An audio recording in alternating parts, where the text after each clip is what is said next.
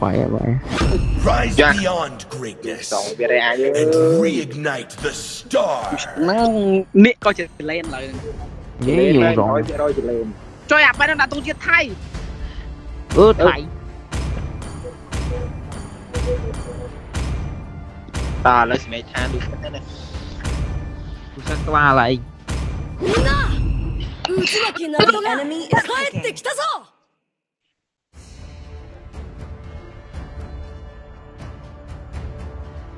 Xuất cả system.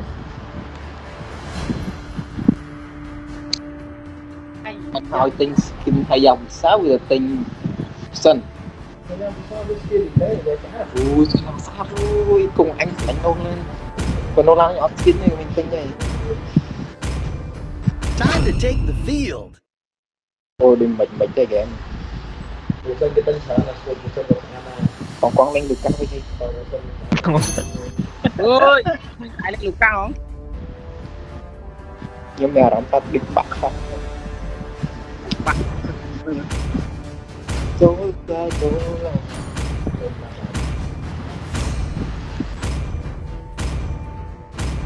Vâng.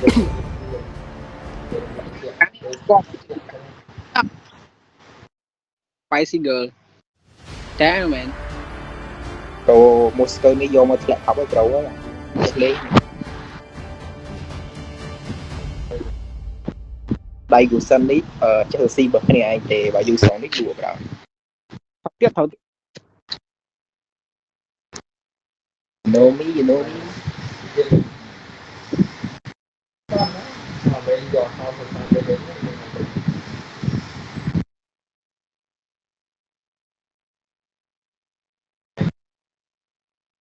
thu mấy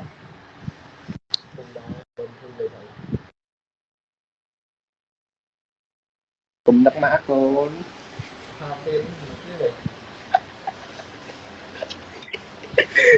hỏi con rồi đó thằng đi đến trên này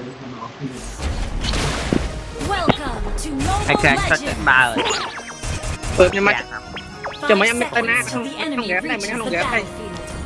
lặng keng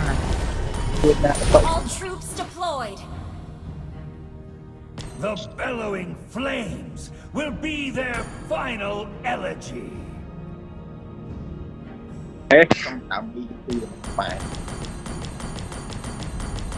Soon you shall see. ôi trời đang mới du sóng rồi rồi